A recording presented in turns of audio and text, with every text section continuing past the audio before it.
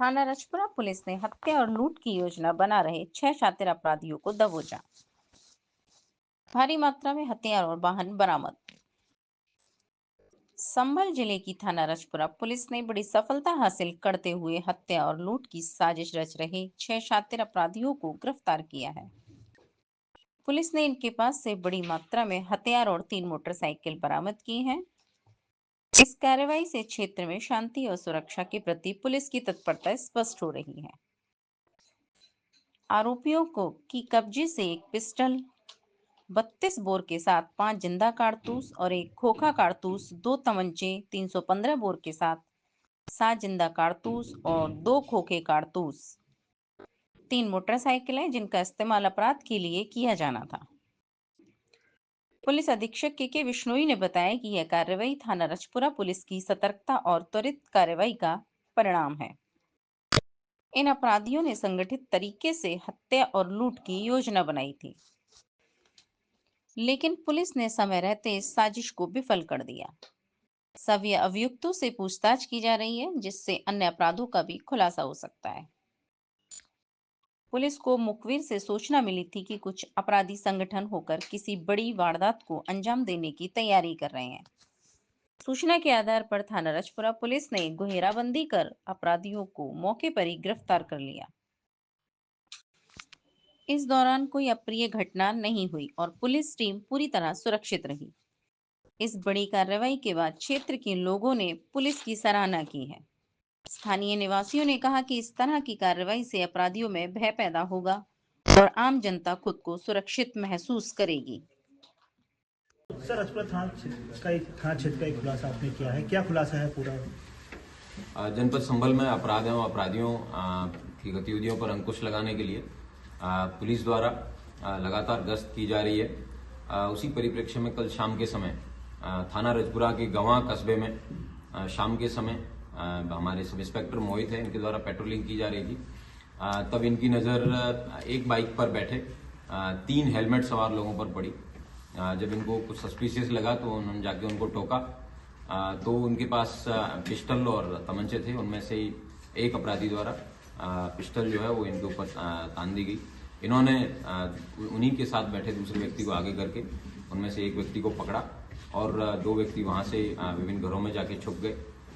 जब उनसे बाद में काफ़ी भीड़ इकट्ठी हो गई और उसके बाद में जब लोगों से पूछताछ की और उन अपराधियों को तीनों को पकड़ा गया तो उनके पास से एक पिस्टल 32 बोर की, 2 तमंचे जो 315 बोर के हैं, 9 खोखे जो कारतूस जो है वो बरामद हुआ है, लाइव कार्ट्रिज जिंदा, और उसके अलावा जो पिस्टल है वो भी बरामद हुई है।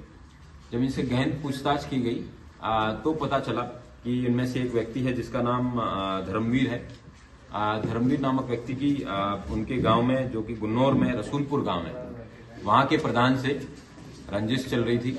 उसी रंजिश के चलते इस व्यक्ति ने इसका मर्डर प्लान किया था। ये रसूलपुर गांव के प्रधान है तेजपाल, इनकी हत्या के लिए इन्होंने ये प्लानिंग की थी। ये प्लानिंग करने के बाद में इनकी योजना ये भी थी कि 2 व्यक्ति हैं जिनका नाम भूरा है और राकेश है।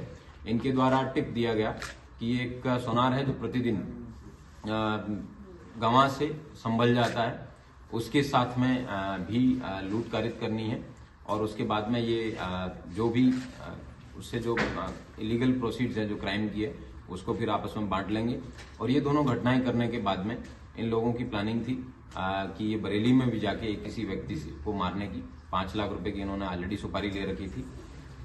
लेकिन ये है कि ये तीनों अभियुक्त, एक का नाम रबिया और रवि है जिसके ऊपर पूर्व के 16 मुकदमे हैं जो लूट, डकैती और गैंगस्टर के रहे हैं। अभियुक्त धर्मवीर और बाबूजी यादव, इनके ऊपर 10 मुकदमे हैं जो मर्डर, लूट और गैंगस्टर के हैं। और अभियुक्त करणवीर जो हैं, इसके ऊपर भी डकैती के और गैंगस्टर के और अन्य शस्त्र अधिनियम के कई 6 मुकदमे हैं। इनकी काफी लंबा चौड़ा क्रिमिनल हिस्ट्री है। इन लोगों द्वारा जनपद संभल में हत्या करना या फिर सोनार के साथ में लूट करना, इस तरीके के संगीन अपराधों को कारित करने के खतरनाक मंसूबे थे। और यह भी उल्लेखनीय है कि ये लोग पहले कुछ दिन पहले तेलंगाना में वहां पे रेकी करने के लिए गए थे और वहां से भी बड़ी सोने की जो लूट है उसकी प्लानिंग करके प्लानिंग की थी और प्रयास भी किए थे। बाद में कुछ नहीं मिला तो वहां से बाइक लूट के लेके आए और उसी बाइक का प्रयोग जो है उन्होंने यहाँ पे उसी दिन घटना में भी किया था। कुल 3 बाइक इन लोगों के पास से अभी तक पूछताछ और उसके बाद में बरामदी हुई है। और यह भी उल्लेखनीय है कि इनके साथ में जिन लोगों ने टिप दिया था इनको, भूरा और राकेश, उन दोनों को भी गिरफ्तार किया गया है।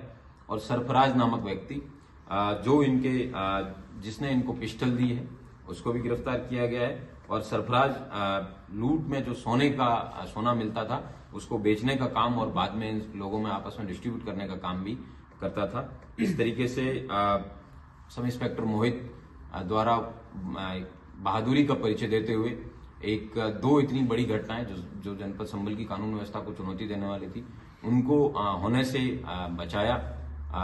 सब इंस्पेक्टर मोहित के लिए 10,000 रुपए का इनाम जो है मेरे द्वारा नगद दिया जा रहा है और पुलिस महानिदेशक महोदय से भी पत्राचार किया जाएगा कि इनको उनके स्तर से भी उचित इनाम जो है वो दिया जाए। इन लोगों द्वारा पूर्व में जितनी भी घटनाएं की है वो भी जिसमें 302 के मर्डर, कई 307 की इस तरीके की घटनाएं, कई डकैती और गैंगस्टर के संगीन मुकदमे हैं तो इनकी सबकी जमानत भी निरस्त की जाएगी। और यहाँ पे भी इनके ऊपर गैंगस्टर का अभियोग है वो चलाया जाएगा और प्रयास किया जाएगा कि इनको जल्द से जल्द सजा दिलाई जाए। सर, क्या संबंध में इन लोगों ने पहली घटना को अंजाम दिया या इससे पहले और भी घटनाओं को अंजाम दे चुके हैं? पूर्व में इनके द्वारा, करमवीर के द्वारा थाना गुन्नौर क्षेत्र के अंदर जरूर कुछ घटनाएं की है, लेकिन इनकी जो दोस्ती है वो बदायूं में जेल में रहते हुए हुई थी और वहीं से ही इन लोगों ने अपराध की दुनिया में संगठित रूप से काम करने की योजना बनाई।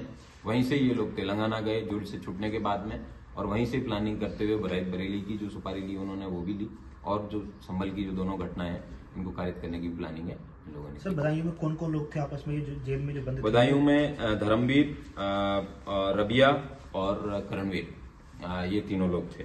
सर, इनकी रंजिश जो प्रधान से बता रहे हैं कि रंजिश थी, इसकी रंजिश किस बात की रंजिश थी चली थी?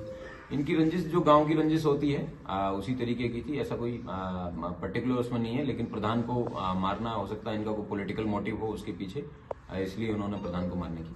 Thank you. Thank you.